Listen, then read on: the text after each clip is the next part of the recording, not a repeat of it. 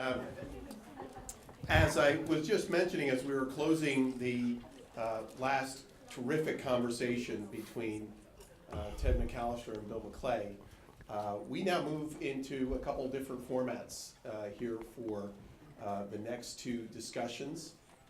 First here, and then as we return back into the room, looking at foreign policy and debates. And as the conversation just at my table around lunch, I think one of the things that's been appreciated about the program thus far is that in the very least it demonstrates that there is a diversity of opinions even within the conservative movement. And on Tuesday night, we co-hosted with our friends at the LA World Affairs Council a debate event on foreign policy and conservative views of foreign policy. And one of the things that came out of that from some of the Beverly Hills residents, who tend to be more on the left, was an incredulity to the fact that there is actually some diversity of thought on the right. Certainly the subject of this lunchtime conversation is one of those dividing points. As we discuss one of our greatest Californians, President Ronald Reagan. Many of you know, and if you don't, really one of America's great institutions is the Ronald Reagan Presidential Library, which is just over the hill here, about a half-hour drive north and east. If you do have time in your calendar and schedule while you're here to go visit the library, where we had the School of Public Policy's 20th anniversary event in the Air Force One Pavilion there, I could not encourage that trip more. But this is a conversation about Reagan and the number of equations that have been made, analogies that have been made between President Reagan and President Trump. I was first, while I've known Steve and Henry for some time, and it's great to have Steve back here on campus. Steve has been our Reagan visiting professor here at the School of Public Policy. I believe we're the only graduate school in America to have a Reagan visiting professor position. But I first heard these two talk on this subject in a podcast that Steve was good enough to share with me. And as I was listening to the podcast on my drive down Coast Highway back home after work one evening, the first thing that went off in my head was, boy, I'd love to get these two on stage as part of this conversation. So I would encourage you not only to engage here, but also to look up that podcast, which really is really just those two people of goodwill having different perspectives on our current political moment, and also a look back at history. So without any more delay, Steve Hayward is a senior resident scholar at the Institute of Governmental Studies at the University of California, Berkeley. Henry Olson is a senior fellow at the Ethics and Public Policy Center, and they are here to talk on the question, what can Trump and Reagan teach us about the future leader of a conservative coalition? Please join me in welcoming Steve and Henry. Well, thank you, Pete. I'm going to start off. Well, I think I can speak for Henry in saying that neither one of us are all that excited about the senior parts of our title, but it beats the alternative. Pete, I can tell you that although I'm not dead yet. Well, wait for another 30 minutes. We'll see. There is. First time I've been in the fire line without hearing the Brandenburg concertos first. Well, that's very old school, right? There is, Pete, a Tip O'Neill professor at Boston College. It's Shep Melnick, who's a very good friend of mine. And when I was here, I used to kid Shep about, why don't we do Reagan, Tip O'Neill reenactments in Irish pubs around America? And we only ended up doing one. It wasn't a pub. We did an event together at St. Anselm's College in New Hampshire during the year I was here. But anyway, that was a lot of fun stuff. So what you should know is that Henry and I have been arguing with each other for more than 30 years now. And in fact, it came back to me this morning that, or last night, whenever, that it was almost exactly 30 years ago, Henry, that you and I were bouncing along West Texas in that beat-up old car you had in law school. The air conditioning was leaking on my feet, the duct was soaking wet, and we were wondering when the mescaline was going to kick in and who was going to see the bats first, and me asking you, why do you suddenly look Samoan? So this is not a new thing. Let's do two observations. Check behind the hubcap. one this way, we're going to lose everybody, including each other. Let me do two observations to set the scene and then give my first challenge to you. So, Ronald Reagan was often said to have been personally remote, hard to get to know him. I wonder if maybe in some ways he is politically remote as well. And we'll want to deal with in due course something that Tim Carney made oblique reference to yesterday. The way I rephrase it is Reagan did become the emotional support politician for conservatives. And so we'll talk about that some. But first start with the left. The left can't make up its mind about Reagan. The campus left, and since I'm an inmate these days at Berkeley, I see a lot of this. Reagan is still the chief villain of neoliberalism, along with Margaret Thatcher and, believe it or not, Tony Blair and Bill Clinton. Bizarre world of higher education. So he's still a bad guy. That makes me very happy at Berkeley. I'm much happier when the left hates Reagan. But we saw 10, 12 years ago, the beginning of the Obama years, a lot of liberals suddenly loved Reagan. You saw, I remember the most bizarre, Obama praised him. Nancy Pelosi one day, we should listen to the wisdom of Ronald Reagan. And I thought, my God, I've slipped into that parallel universe where Spock has a beard, right? Just, how can this be happening? But then, people you and I know, John Rauch, Jacob Heilbrunn, what's his name, Sean Wilentz at Princeton, they're making this argument that Reagan was not a Reaganite. He was a pragmatic moderate, couldn't win the nomination today. Right, and this was, I wrote several places, National Review, commentary, that this was a body snatching operation by the left intended to create mischief. Okay, that was fun. I debated Rauch a couple times. Then along comes one Henry Olsen with the working class Republican, Ronald Reagan, the return of blue collar conservatism, and I'll give me what I think is your central claim here, quoting Henry Olsen. The man many label as the 20th century's most conservative president was more than a casual backer of FDR, close quote. So I think what I want to do is have you fill that out with 3 or 4 bullet points, whatever main points you think you want to do, and then I'll resume with an inquisition on the proposition that you are lending aid and comfort to the enemy. Yeah. Well, thank you. Reagan never ran away from his support for Roosevelt. And when he was a Democrat, he was an intense Democrat. His co-workers in Iowa remember that he would listen to the fireside chats, Roosevelt's famous radio addresses, and then be able to repeat them verbatim. Because one of the great underappreciated facts about Ronald Reagan is that he had an amazing memory and was able to, just like Churchill, put things back there and store them and bring them back up when he wanted them. And we could see in his presidency, time and time again, things that people remember as some of Reagan's best lines were in fact stolen directly from Roosevelt's fireside chats. And when he's endorsing Barry Goldwater, he said, in transitioning to things, he said, not the rendezvous with destiny, which everyone knows, but there's one where he says, it's not that our liberal friends are ignorant, it's that so much they know just isn't so. Roosevelt said exactly that. Not liberal friends, but when Reagan closes his 1980 address to the Republican National Convention, which, by the way, was the first time anyone mentioned FDR by name since Roosevelt's death, and mentions the word Democrat more times than he mentions the word Republican. He closes with an invocation for silent prayer as we begin our crusade. He had just, in that speech, cited the 1932 FDR convention speech, which also ends with a call to a crusade to retake the United States.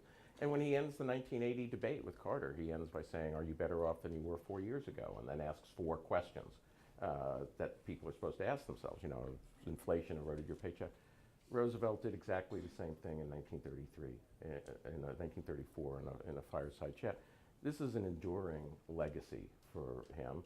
And we can see it in his policy statements that even when he's endorsing Barry Goldwater, he's expressing support for an expansion of federal authority into medical care that was anathema to the hardcore New Dealers and Goldwater himself. And Reagan's principles throughout, he was a very original way to synthesize the conservatism of Hoover and the liberalism of FDR into something that's very, very new. All right, well, let's spend a few minutes trying to break apart what we mean by the New Deal and to what extent you associate that with Roosevelt and to what extent you can make a distinction between Reagan's appreciation and use of Roosevelt that may be apart from the New Deal. So let's start with 4 things. I have 5, and I want to hold the 5th one in abeyance for a moment. But there's 4 parts of the New Deal from the policy point of view. One is Keynesian countercyclical spending, right? We're going to spend a lot of money. 2 would be social insurance, relief.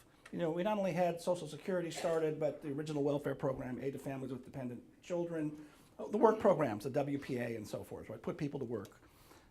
And the 3rd part would be intensive regulation of industry by various ways. Antitrust, the cartelization of industries. And I'll just say here, that was one of the things Reagan did, was unwinding the last of that, and things like railroads and energy pipelines and so forth.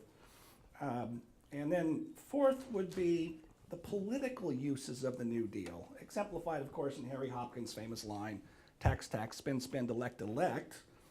The appreciation that even if the policies aren't necessarily that effective, they'll be politically advantageous to the party. So there's a partisan element to the New Deal. And so of those 4, it seems to me that Reagan only fits in the 2nd one, about social insurance. And the other 3, you'd have to say, and then I'll add this one. One stumbling block would be Reagan's famous comment in 1976 to Time magazine that fascism was actually the basis of the New Deal, which he then defended 4 years later when challenged on it, right? Much to the dismay of his campaign managers who wanted him to deny he ever said it. But okay, so how do you respond? Yeah, okay. So I think the New Deal, as it existed, is different from the New Deal as has passed on to us. And I think the New Deal in conservative understanding is different than the New Deal in the understanding of the people who supported it.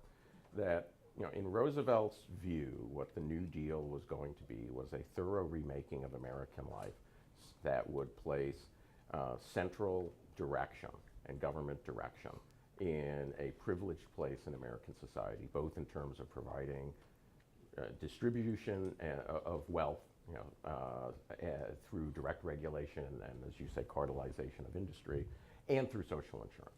Now, of course, note that Roosevelt drops the cartelization aspect of it after the NRA is found unconstitutional, which of course then leads to schisms within the Democratic Party that are still with us today.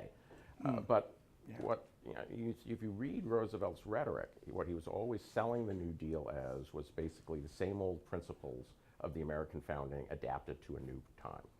And that's what Reagan bought, and that's what the American people bought.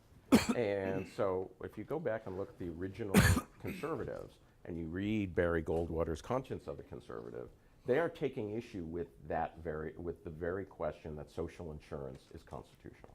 They're taking issue with the very question that the government ought to have some sort of ameliorative role in helping people avoid poverty and use government spending through education and housing subsidies and transportation subsidies to acquire wealth. Reagan never rejects this.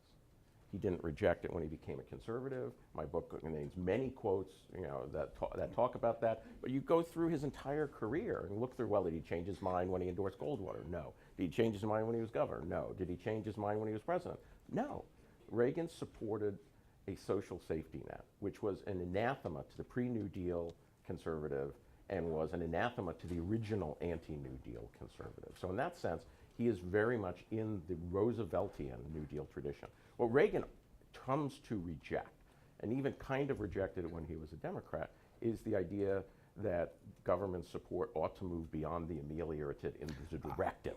So when he's talking about the New Deal, he's talking about the regulation of industry. He's talking about placing government as the central focus in American life, as opposed to making America more of a handmaid that helps you get along but doesn't actually direct you. He was for social insurance, and he was for taxes to pay for social insurance.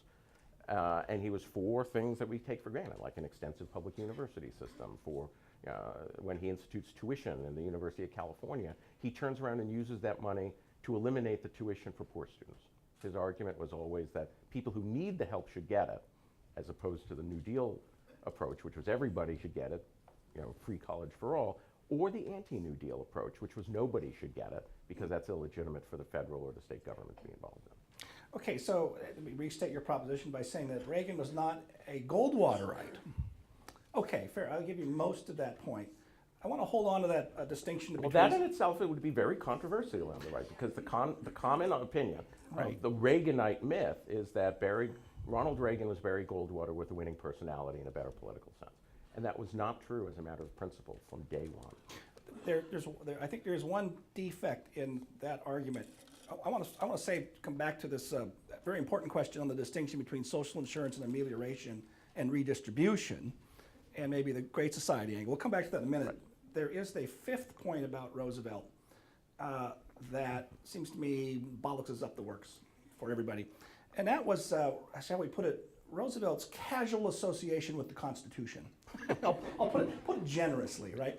I think of Winston Churchill's essays, those two essays in the 30s about Roosevelt, whom he admired and liked deeply, right? Even though he didn't know him very well yet. But right.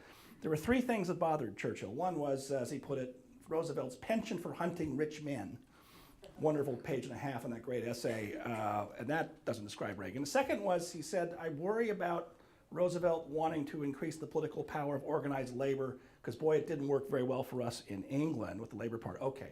But the last one's the important one, and it was about Roosevelt's, now I will be less generous about it, his attacks on the Constitution.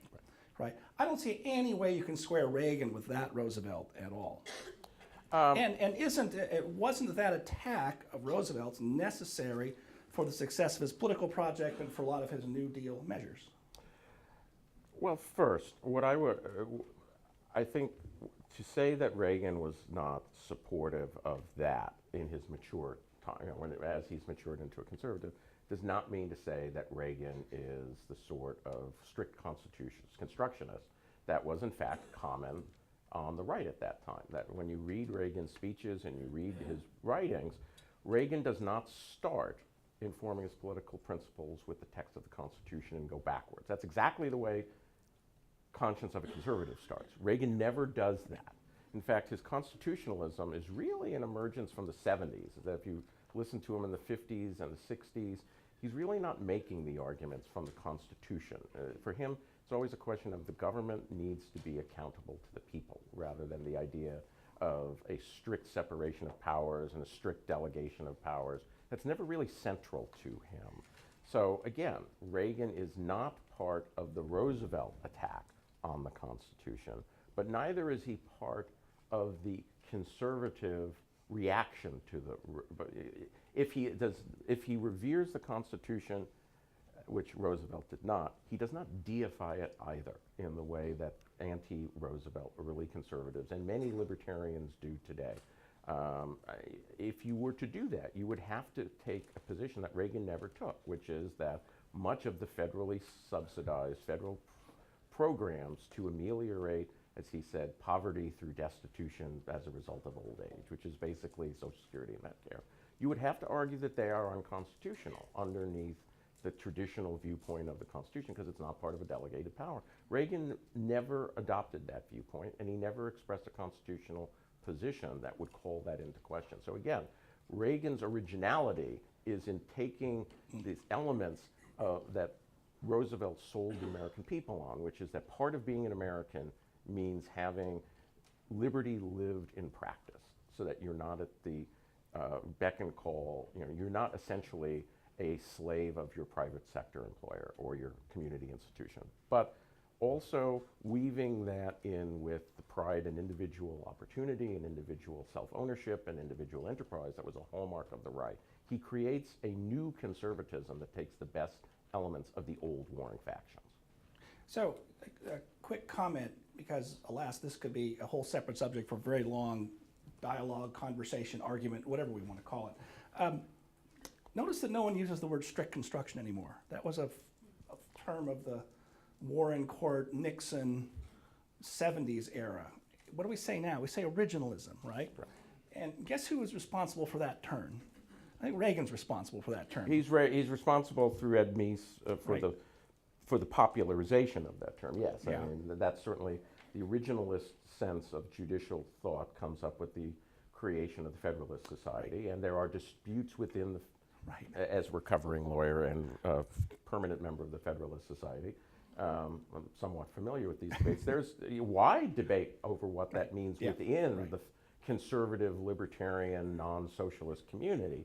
But yes, Reagan is making that claim, but one must still ultimately come down to the question of the political effect of the election of 1932 and what it means for American public life.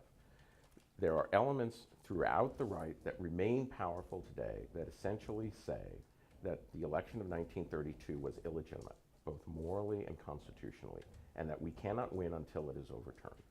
And Ronald Reagan would never have agreed with that.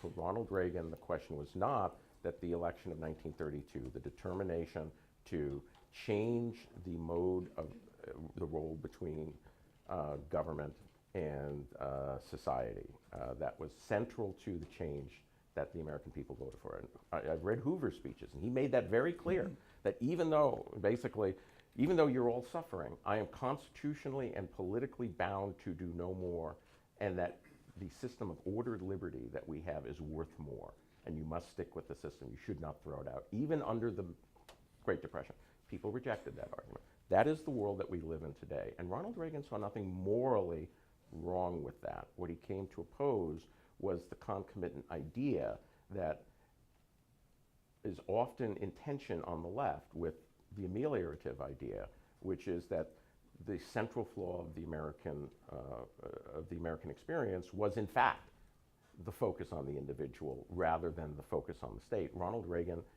always opposed that. Even when he was a liberal, he tended to be opposed to that aspect of it. But that was the center of his conservatism, which is government ought not to be directing and telling us how do we live our lives, even though it ought to have a vibrant role in helping us live our lives.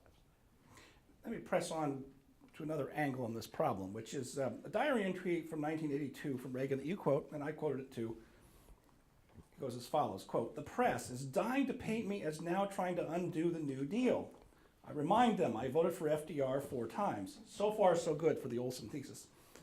To continue, "I'm trying to undo the Great Society. It was LBJ's war on poverty that led to our present mess," close quote. Now, as a programmatic description of most of the steps he actually took and most of the changes he proposed, not all, most, that is accurate, right? He was mostly going after Great Society programs, although remember, Medicare is a Great Society program, so we'll come back to that. On the other hand, there's something wrong with the statement. Because when does Reagan start giving these speeches with his thematic treatment about big government, centralized government, the welfare state, the regulatory state? In the early 50s. Mid-50s, actually. It's not until after he comes to GE. GE, okay. Yeah. But right, that's a very key. But the point is, was he clairvoyant? The idea that he had affinity to the New Deal is not brand new. Richard Neustadt said that as early as 1981, and then there's other, Irving Kristol said, looking back on this question I've just raised, that he was the first neoconservative, which seems wrong to me.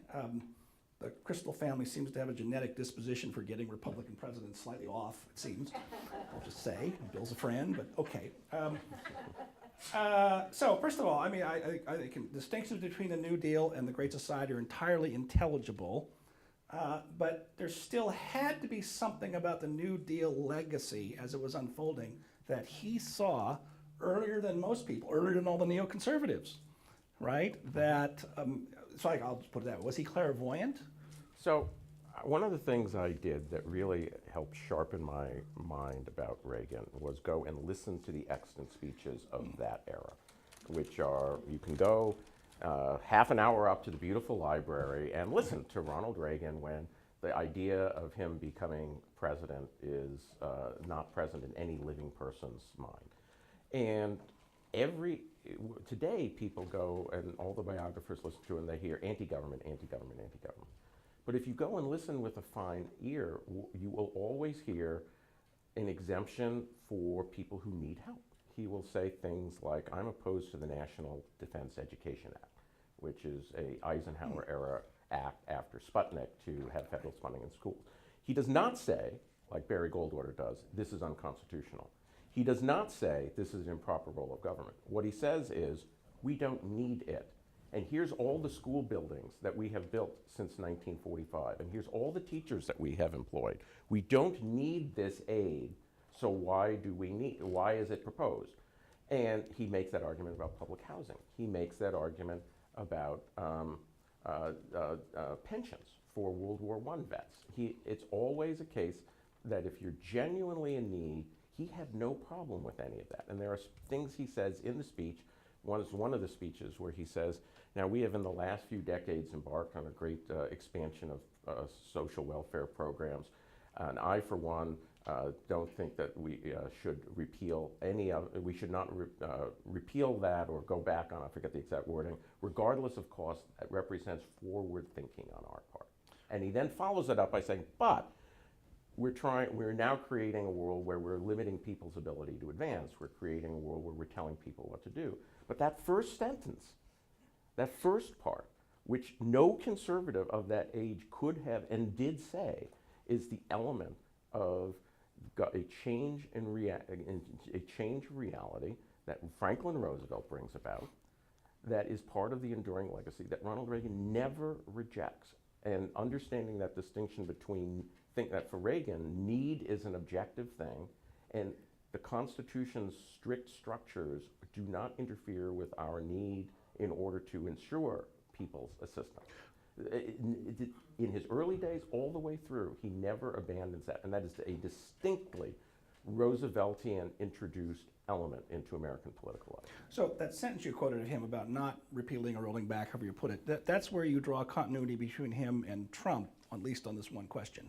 And we'll come back to Trump in a minute. So this is sort of a lightning round question. Yes, no, it's absolutely an area where you draw a continuity between Trump and Reagan. Now, of course, with Reagan, it's much more thought out and nuanced, and with Trump, it's much more instinctive. But there's a reason why blue-collar, non-evangelical Christian Democrats, after Reagan, Reagan brought two types of Reagan Democrats. He brought in Southern Democrats who were evangelical, and he brought in Northern Democrats. After the election of 1992, the Southern Democrats kind of stay and then return to the Republican Party during the Bush era. The Northern Democrats don't come back. Right. The Northern Democrats are why the Great Lakes states went Democratic time and time again. And they wanted the old New Deal. And Trump is the first Republican since Ronald Reagan to convince them that he actually meant it. Okay, maybe last question on FDR and Reagan before we move on to the Trump question. I'm a huge baseball fan. By the way, I said to Henry on the phone the other day, hey, the Cubs are in town. We should go to the Cubs game. And then we discovered it's a day game, so the first pitch was half an hour ago, and it wouldn't do to do this by FaceTime from box level seats. So anyway, if anybody's watching, let us know how Kershaw's doing. He's starting today. And I think it's appropriate because the reason Reagan came out to California was because of the Cubs. Cubs, right. That's a great story, right. So it was sometimes said that FDR saved capitalism, and in fact that was always an attack on him by the radical left, still is, was at the time. John Dewey famously attacked Roosevelt for what he called his pale pink pills, right? So did Reagan save the welfare state? I told you it was a hard slider right in under your chin. No, well, first, to say that he saved the welfare state is to imply that it was threatened. And I think... Okay. Right. Well, let me jump in right away. Right, so wait, right, so one, I don't think it was in need of saving because I think the consensus was so firm that it didn't need saving. But what Reagan did was legitimize for the right an endorsement of substantial but not complete elements of the welfare state. And that gets into the distinction of need, which for Reagan, it's always a moral imperative. Right. It's not an analytical question. So the leftist welfare state gives to people more on the basis of their want or their power. And for Reagan, he believes in giving people what they need to survive as dignified individuals or to advance as dignified individuals. Now that would be consistent with a radical pruning of the programs we have now, but it would not be consistent with the neo-libertarian approach that often dominates Republican Party federal level thinking about social programs and economic policy. Yeah, okay, so, Reagan made a point of pride of not touching... Did I get a single or did I foul it off? A bunt single, maybe. So I thought it was a hard double to the wall. This is, we have different score sheets. This is a long tangled thing, which I think we don't want to try and treat here because it would take too long to do it intelligibly. The distinction between social insurance and, Reagan used the phrase the truly needy. people who, for no fault of their own, are having hard times, right? Those are important For language no to it. fault of their own, Right. which is the exact phrase that Franklin Roosevelt used to describe the exact same people. Right. And safety, I don't think Roosevelt used the phrase safety net. No, Churchill starts that Right. phrase, I think. The through no fault of their own Right, was, okay. was an appropriation from Roosevelt, but safety net was not. That's a large problem as a policy matter, figuring out how to make that distinction intelligibly. But Reagan was always concerned about the deficit. And I mean, look, he did it, you know, there was the Social Security funding crisis when he took over. Medicare is, you know, it's even worse, right? And that's a complicated story. I don't want to get off in the weeds of that. But he talked about that a little. And the contrast is Trump seems utterly unconcerned about the deficit. And I think you're right to say that, you know, of all the different straws, if you pulled one out, Trump doesn't win. His saying he didn't want to touch Medicare and Social Security, I think that was essential to his winning. However, if the Republican Party, this is actually coming to a general point, is it still Reagan's party or is it now Trump's party? And how important is it that the Republican Party may have given up on its deficit consciousness? I mean, you know, Paul Ryan's leaving. He was the most articulate and serious person about that problem. And, you know, Victor Davis Hanson last night said, oh, we got to go after entitlements. I see no sign of that happening. And that's one very large difference between Reagan and Trump. Yeah. I do not claim that Reagan and Trump are identical. I think there are elements that make Trump Reagan-like, or Reagan more accurately Reagan-esque. But no, I mean, Ronald Reagan was a serious man. Donald Trump is not. It does not mean that Trump does not have his own virtues and talents, but they are not, you know, I do not expect Donald Trump to be able to actually try and explain to me what he's trying to do and put it in the sense of a framework. Ronald Reagan always tried to do that. But I think what's important, this is why I keep harping on Roosevelt. There remains on the right a unwillingness to talk about the moral virtue of government action. That for Ronald Reagan, he could talk about what he was against because he could talk about what he was for. And in fact, the central element, as a good Straussian, you should know why this, it's the central element. Damn, outed. Well, I outed myself by outing you. Is when after he said, I gave that line about, you know, liberals are ignorant, so much. It was because that's the transition from one says, whenever we question any of the do-gooders humanitarian schemes, I always tell us we're always against, we're never for. It's not that the liberals are ignorant, that's so much they know. And then he explains what he's for. He's for removing the threat of destitution through poverty, through unemployment by old age. Reagan, when he was being original, would often use highly precise, highly grammatically correct, and unusual language, and that was one of them. And we accept Social Security as the thing to the end. And then he criticized the existing program, but he criticized the existing program not because it's unconstitutional, not because it doesn't help people in need, but because it prevents people from rising and it's incompetently run. Then he turns to medical care. This is a time when there's no Medicare, and this is a big debate. Right. And he says, we are for telling our senior citizens that no one should be denied medical care because of a lack of funds. He repeats this multiple times throughout his career, and it's not referring to senior citizens, it's referring to everybody. And in fact, this is a reason why in 1961 he backs the alternative to Medicare called the Kerr-Mills Act, which provided federal funds to states to set up their own programs for medically needy seniors. There's only one Republican who voted against it, Barry Goldwater. Okay. Ronald Reagan writes to his pen pal in 1961 explaining why he's for it, and says, and if the money isn't enough, I would appropriate more. It's again this distinction between the liberalism of putting government and the elites in the center and the individualism that has no role for amelioration, which is where Reagan is. So that gets to the question of entitlements, is that we cannot deal with the reason Republicans have been the minority party in this country for 86 years. You go and look at partisan identification, there has never been a calendar year since 1932 in any public polling that is worth its salt that shows that more people said they are Republicans than they are Democrats. The Democratic lead has changed over the time, and it dropped the most during Ronald Reagan's presidency. In fact, that is the only time it has dropped appreciably, is during Ronald Reagan's presidency.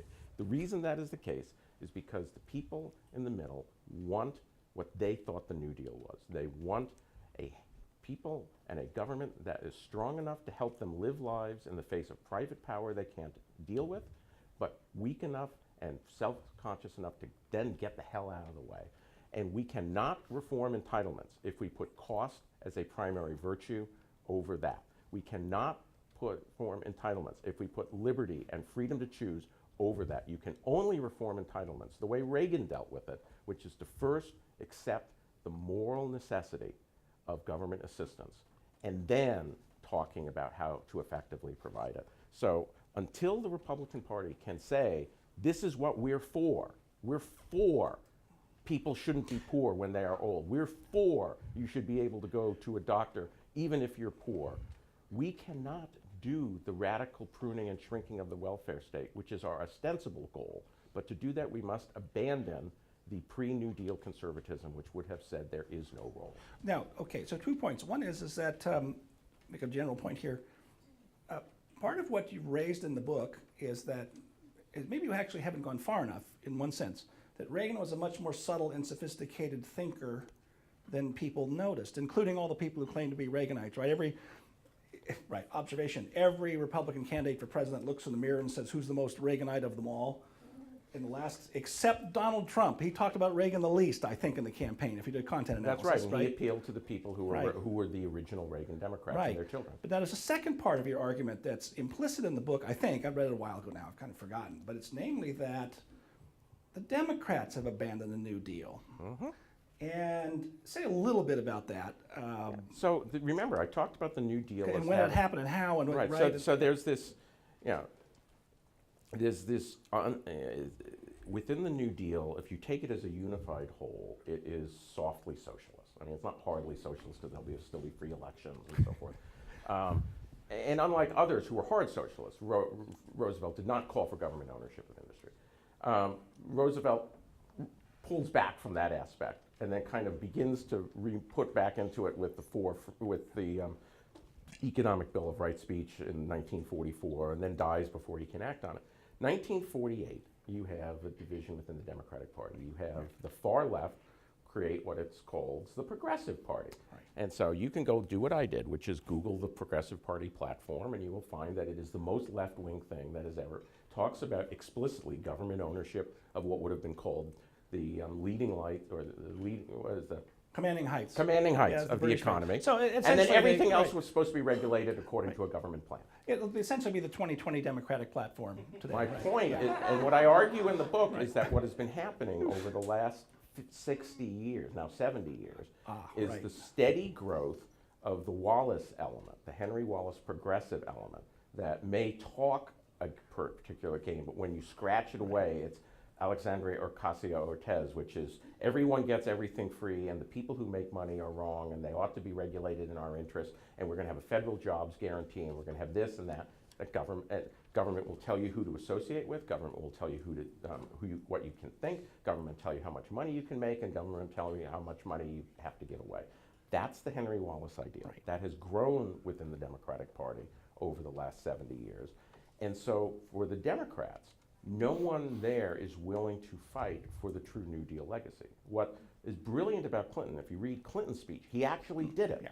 That when Clinton is on his ropes after 1994, he cloaks himself in the New Deal as I'm describing it, which is the ameliorative New Deal, not the directive New Deal, and thereby saves, I would argue, the Democratic Party from the possibility of becoming a minority party. Because there's only 2 times when the Republicans kind of come close, and that's in the beginning of 1995, and then what do the Republicans do? They immediately throw away their support among New Dealers by saying, well, now we want to put money ahead of personal need, and Democrats say, I want to put personal need ahead of money, and then the Democrats get their aid. And then after, around 2004, and then Bush immediately turns around and says, and guess what? The centerpiece of the New Deal that any of you think about is Social Security, and I think that liberty and growth is more important than security, and I'm going to say that we should reform it and not give you a plan. And then the Democrats start to go up. All right. This is not coincidence. Okay, that sounds persuasive. Last question before I turn to the audience. That particular period I think is very important. Reagan appears on the platform with Harry Truman several times, right? He was head of Hollywood for Truman Barkley. Right, and he's thick as thieves with Hubert Humphrey in that campaign when Humphrey's the mayor of Minneapolis. That's fun stuff. And I'm told that Reagan's phrase, the last best hope of man on earth, comes from a Hubert Humphrey speech in 1948, but I haven't researched that myself. Well, There was correspondence between them apparently after. Anyway, you don't in your book talk about foreign policy. And I see why. I mean, it's geared to relevance to now and all the rest of that. On the other hand, that's another area where there might be fruitful, I think there are fruitful avenues to appreciate, again, Reagan's subtlety and sophistication in ways that a lot of people get wrong. The left gets it wrong by saying, well, he was a détentiste, just like us, and that's wrong. Yeah. But then our side, some people do the Reagan triumphalism school that it was all just peace through strength. And they miss the subtleties and his prudence as a statesman, right? That's my point. Yeah.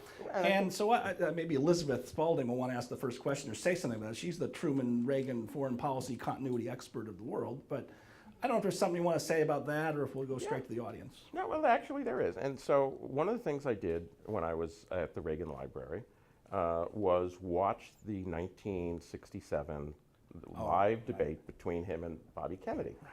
And there's one exchange, and Bill Bradley's one of the, what it is it's live. They're showing off that, oh my God, we've got a cable underneath or a satellite and we can show something live from London to the United States. It's showing off technology.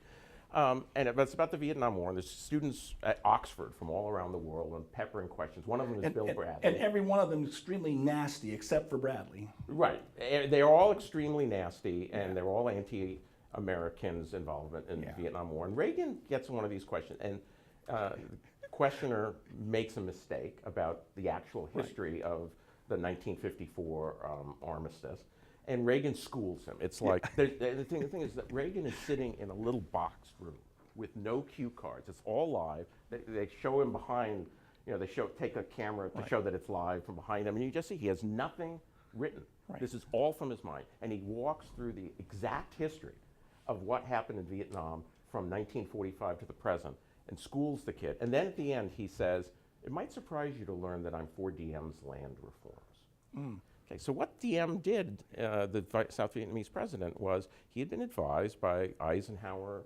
and the State Department to engage in land reform, which is taking through purchase land from rich landowners and distributing it to landless peasants to give them a stake in society. This is, in fact, the key difference between him and Jesse Helms over El Salvador 16 years later. That Reagan backs the Christian Democrat Jose Napoleon Duarte, whereas as to push back against the communist FMLN, whereas Helms is backing the ultra-conservative Arena leader Robert d'Aubusson. And Helms focuses and says Duarte is just a watermelon. He's green, the Christian Democrat color on the outside, and he's red on the inside, and the proof is land reform. This guy is more liberal than George McGovern. I have all these quotes in the book. And d'Aubusson is the only American constitutionalist. And the fact is, Reagan had supported the same principle in land reform when he was a liberal in 1946, 47, and 48, talking about what to do with post-war Europe to strike fascism. Yeah, the only problem is those land reform schemes, partly because they were designed by our elites in the State Department, they always botched them. But that's a long story for another time. Again, what I'm trying to get at is the principle here. Right, sure, that's and fine. so you can have that one. This gets to, again, how subtle Reagan is, that he's neither Wallace, let's talk to our enemies and pretend they're not our enemies, which is essentially the foreign policy of the hard left across the world, and it's not, let's take a stick and put our enemies in the face and make no compromises make no compromises with respect to building domestic support. He was always somebody, not a pragmatist without principle. He was always somebody who marched to a different principled drummer. And that to people who don't understand his distinct thought appears to be pragmatism or calculation, but in fact was a very deep and subtle principle that he acted on time and time again throughout his career. All right, let's go to some audience questions. And I saw a hand over there. You're the first one I saw, and then I'll wheel around that way. Do we need a microphone? How do we want to do this, Pete? Do you just talk loudly, and I'll repeat the question. And carry a big stick. Sure. Yeah. So you seem to be making an argument that because the majority or a large percentage of Americans want something, that presents its justness, right? As opposed to making an argument about what is the proper relationship between the state and society or state and individuals. You make a very kind of political argument. But aren't conservatives traditionally opposed to giving the people whatever they want, even if it's really hard? And so therefore, shouldn't we be trying to educate people about the problems of thinking the way the New Deal did and the way that some of the traditional conservatives of the old right, or of people like Taft or even Goldwater did? And then secondly, on the foreign policy angle, I'm curious what you would think of how people would react today that are presenting a conservative foreign policy to things like Reagan cutting and running in Lebanon. I would argue that that was prudence, but a lot of people today would say, my God, we can't leave, we have to triple down. Okay, so second question, Reagan wasn't perfect. People make mistakes. I think he was probably correct that the alternative to, at the time, the alternative to withdrawing from Lebanon would have been an intensification, which would have meant, since the Soviet Union was actively involved in the support of the Syrian regime that was behind and enabled the attack on the Marine bombing, would have been a direct confrontation with the Soviet Union, and it would have been imprudent to engage in a direct confrontation of the Soviet Union over Beirut. So, and don't forget, he withdraws from, the bombing takes place 2 days before the invasion of Grenada. So the invasion of Grenada is a sign and an intentional symbol that do not take this as weakness. But on the larger point, politicians, there's a different role for activists and educators than for politicians. Politicians must operate within the world that they have and move it and nudge it in the right direction. All too often, there has been an assumption among conservatives, as continually is brought up, is that America is conservative, it's being, as we understand it, as being betrayed by an elite. No, Americans are not conservative in the way that many conservative activists would argue. They want private initiative and government support. They are neither wholly on the pre-New Deal right, nor wholly on the post-New Deal left. And to be a prudent politician means to recognize that and to operate within that framework. And then the second question is on a matter of principle. And you talked about giving people what they want. And again, I want to return to the question of, is giving people what they need different than giving people what they want? For Reagan, it was. That although he never goes, because Reagan's a thoughtful man, but he's neither an open man nor a reflective man. So he works it out in his mind, but he doesn't explain it anywhere, and certainly not in a deductive way.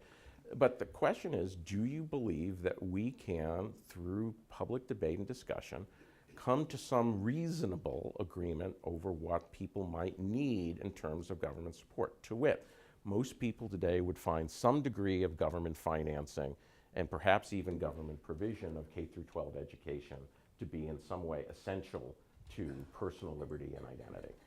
That would have been a very radical statement to a conservative in 1770, right. in Edmund Burke's day.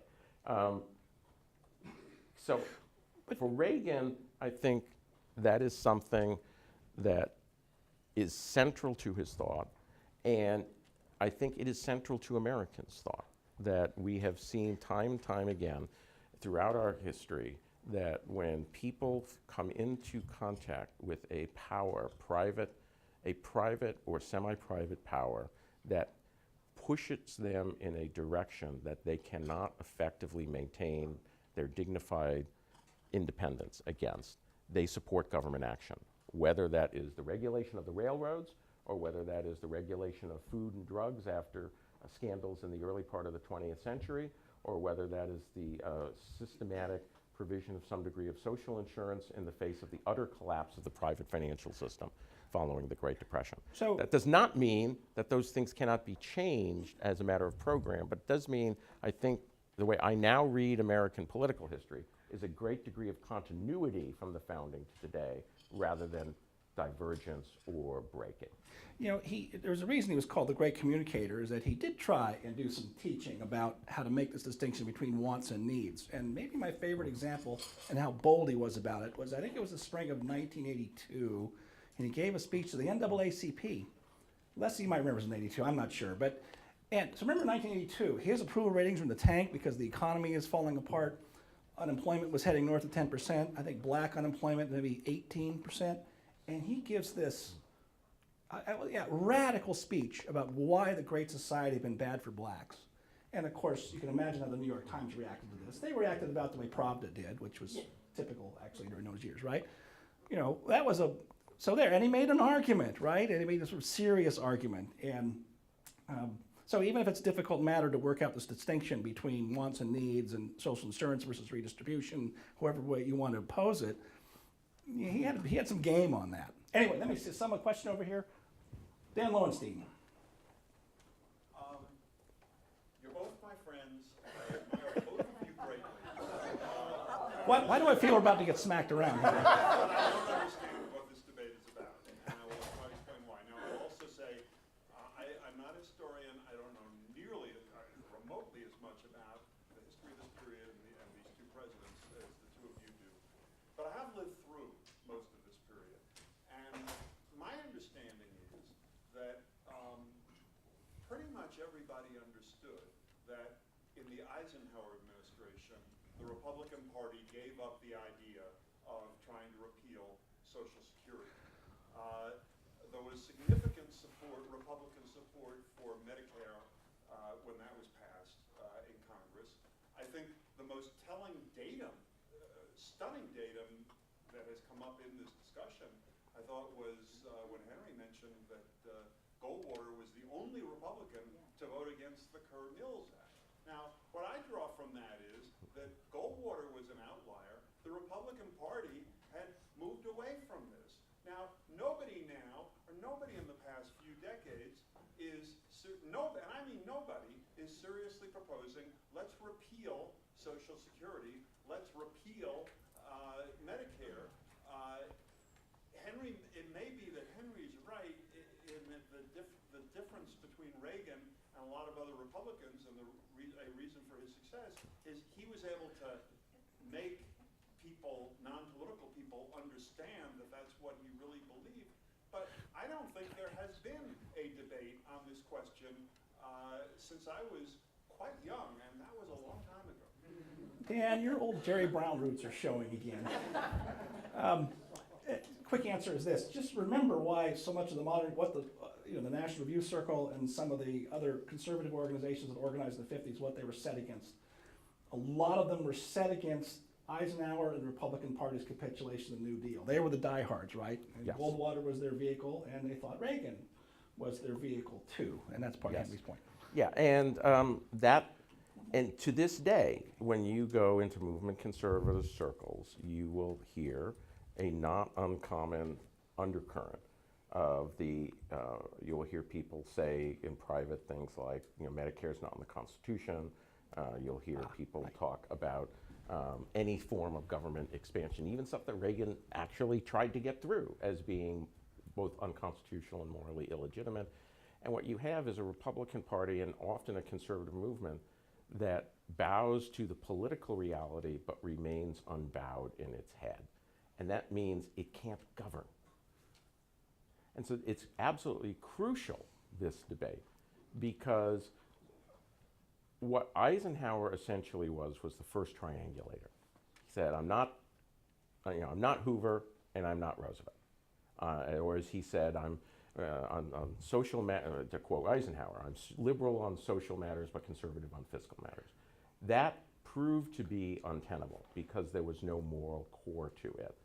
And the conservative movement all too often remains unreconciled intellectually to the very political compromises that they recognize pragmatically, and it makes them constitutionally incapable of reforming public programs because they use language and they make proposals that strike directly at the core sentiments that people want from them. And what I'm trying to do is say the idol that you all bow down before believed something different than you espouse. And if you really want to emulate him, and by the way, become a majority party and dramatically shrink the state and move us towards a place where we can not have the taxes that Americans want to pay and not have a government that's more expensive because we're not embracing liberal principles of a welfare state, you have to be Reaganite in your heart, not simply Reaganite in your head. Okay, Henry, we've run over time, so we have to bring it to an end. I'll just end it abruptly with this. One finding from the Reagan years that's relevant to the theme of the Conference on Connection was the Centers for Disease Control put out a report that found that conservatism is not spread by casual contact. So you can use that when you want. Pete, Henry, if that was fun. Yeah, thanks.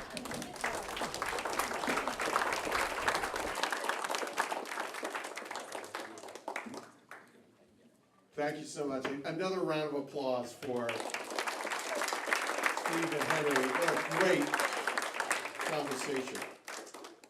So we are starting to get back on time. We are going back to the auditorium for our next debate conversation. We leave the realm of national politics and domestic policy to move into the international realm. This next conversation actually builds on an event that we co-hosted, I had mentioned before, with our friends at the LA World Affairs Council. I'm so glad their president, Terry McCarthy, who's right over here, will be moderating this discussion. I just wanted to close with this one piece because I think what's evident just in this conversation is I think we have to admit at times, people evolve, but also politicians are not, frankly, always consistent in their language and how they describe things. And I found this quote from Ronald Reagan's speech announcing his candidacy for the governorship of California, January of 1966. And so he first starts off by saying, I was a Democrat most of my life. I found I could no longer follow the leadership of that party as it turned from the traditional precepts of Jefferson, Jackson, and Cleveland. But then in the following paragraph, he says, and he's speaking to Democrats here, I believe there are millions of Democrats today devoted to the cause of freedom and torn between loyalty to party and concern for their own deeply held beliefs and principles. In other words, please vote for me, Democrats. Winston Churchill, who made change in his own political party, said, quote, men change principle for party and some men change party for principle. And then this. To those of you who are Democrats, may I suggest you take the 1932 platform upon which Franklin Delano Roosevelt was elected. Look again at its promises, which were so overwhelmingly approved by Americans of both parties.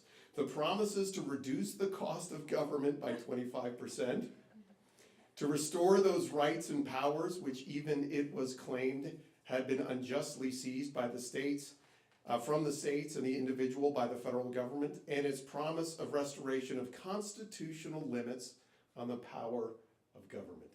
Now, I don't think those were realized, but he concludes by saying, ask yourselves, which party would be most at home with those promises today?